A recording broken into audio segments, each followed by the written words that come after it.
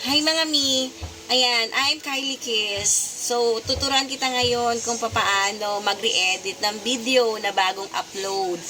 Madalas ka bang nagkakamali ng mga ina-upload mong video mi? Kagaya ko, nag-upload ako ng video tapos nakalimutan kong maglagay ng ad link or ng link. Tapos nakalimutan kong baguhin yung captions.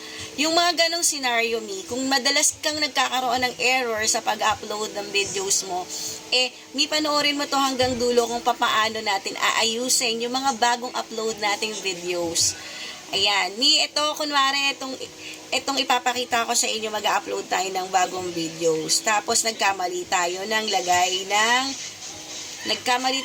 lagay ng caption or nakalimutan nating maglagay ng link. Ito yun Ayan, kunwari mag-upload ako ng video ng isang video ko, mag-upload ako ng isang video ko. Ayan, mag-post tayo ng isang video ko. Kunwari itong video na to ipopost ko. Ayan, upload natin.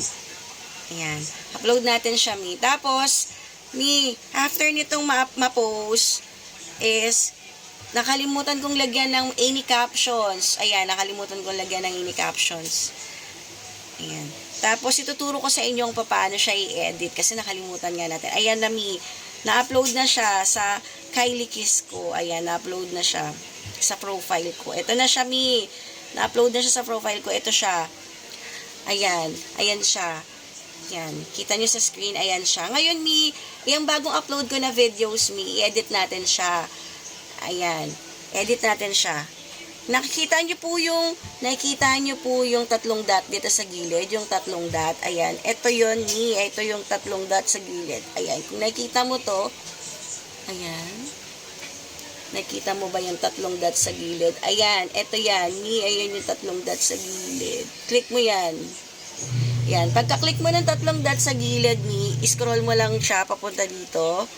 Scroll mo lang siya papunta dito sa dulo. Ayan, anyway, yan. Scroll mo lang Scroll mo lang siya hanggang sa dulo. Then, makikita mo yung delete Click mo lang yung delete.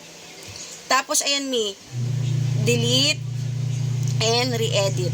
Ayan, delete and re-edit. Ayan na yun Pwede mo na siyang i-re-edit ulit. Lagyan mo na siya ng caption. Ayan. Lagyan mo siya ng caption. Kuwari maglalagay ka ng panibago mong caption. Ayan lang. Maglalagay ka lang yan. Ayan. Welding machine. Ganon. Ayan. Pwede mo na siyang i-edit. Ayan. Maglagay ka ng bagong caption. Maglagay tayo. Welding machine. Ayan. Naglagay na tayo ng caption na bago. Ayan. Naglagay na ako ng bagong caption. Ayan. Ng caption. Kasi nakalimutan ko lagyan kanina. Tapos, after nyan, done. Click mo lang yan sa taas. Ayan. Ayan na siya, Ayan na siya. Naglagay na ako ng caption. Tapos, next mo lang. Tapos, lagay ka ulit ng caption doon. Lagyan mo ulit ng bagong link.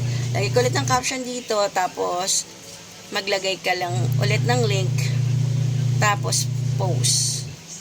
Ayun na yun, Ganun lang kasimple. Na-edit mo na agad yung bagong upload mong videos na nakalimutan mong lagyan ng caption or nakalimutan mo ng link. Ayun na po yun. Ganun lang po kasimple mag-edit ng video na bagong upload tapos mali po yung na-upload mong video. So, follow me, Kylie Kiss, Ayan, follow me, Kylie Kiss. This is my second account dito sa account na to.